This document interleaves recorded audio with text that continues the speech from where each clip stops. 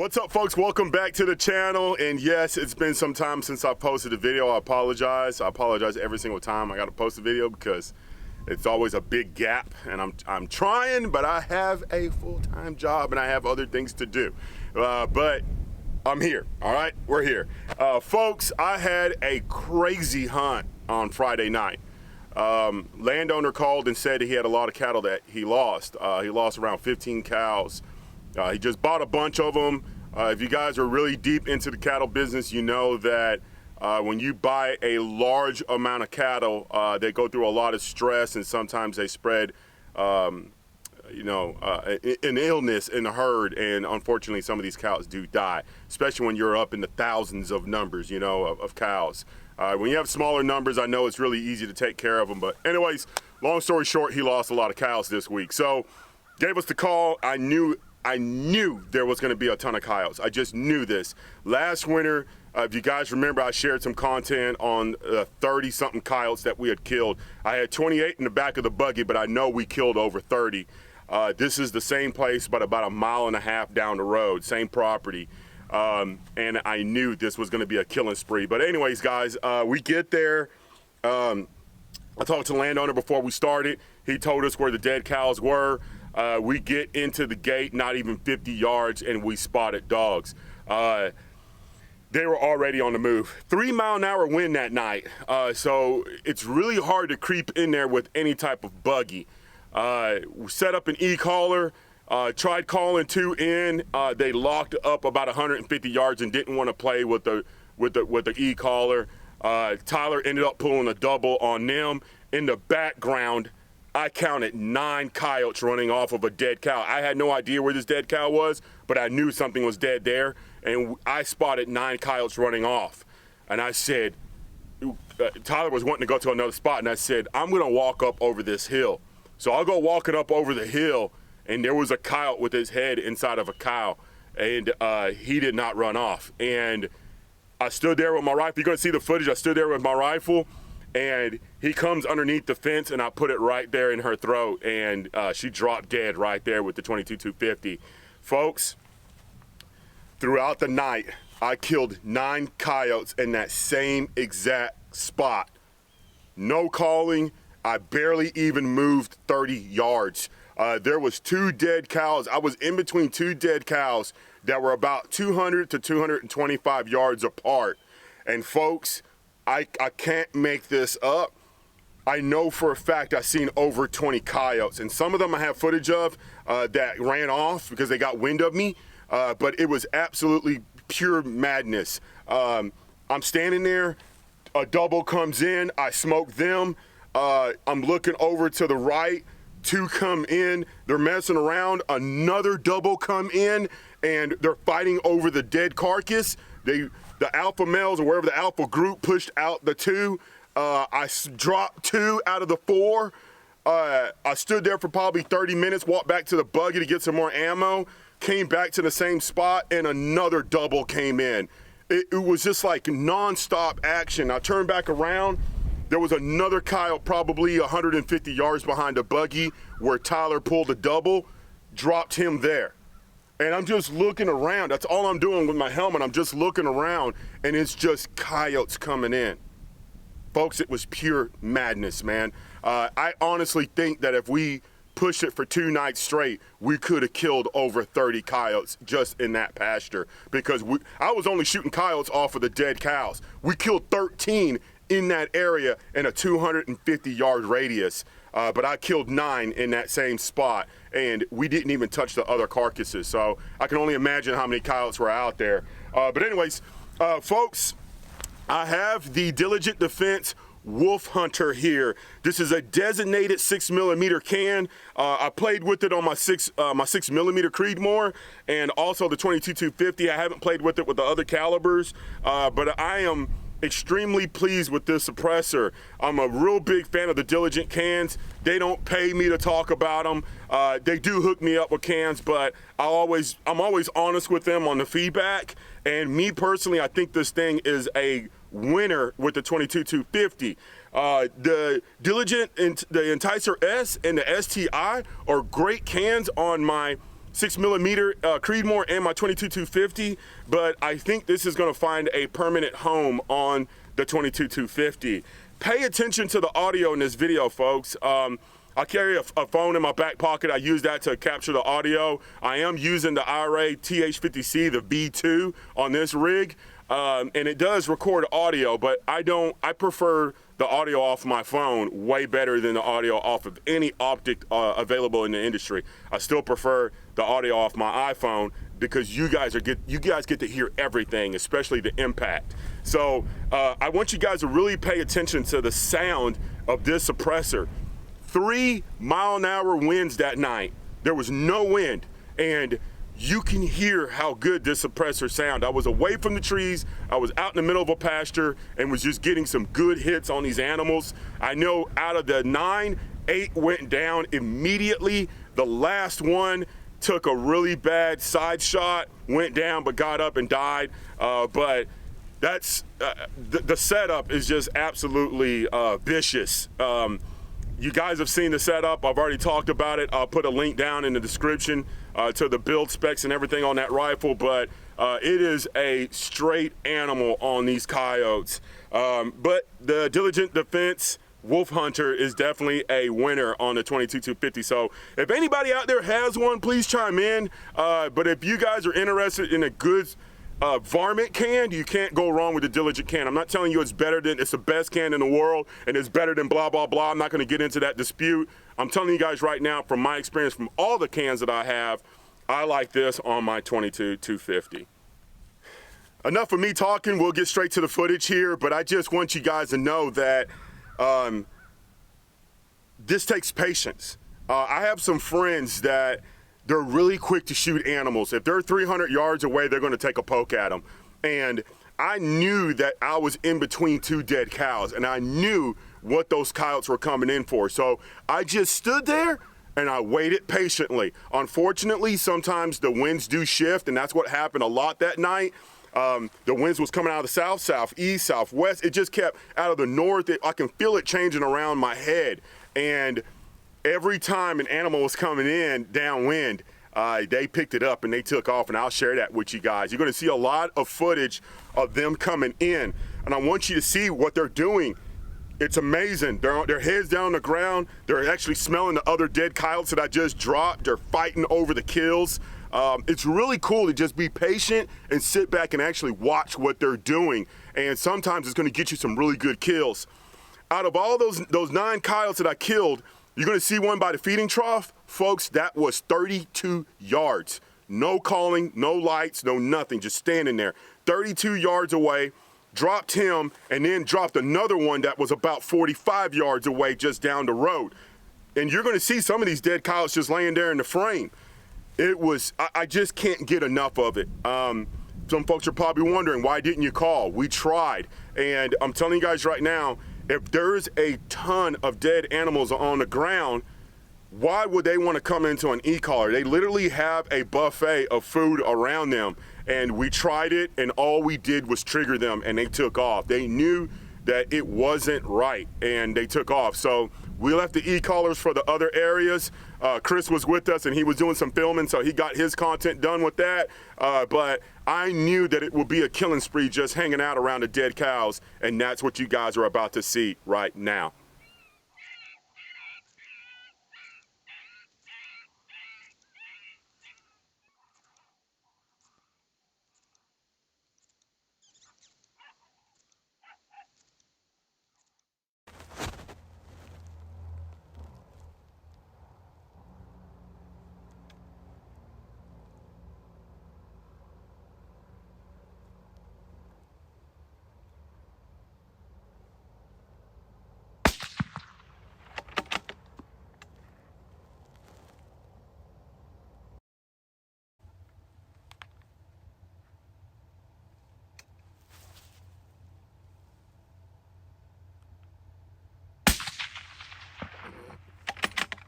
He gone.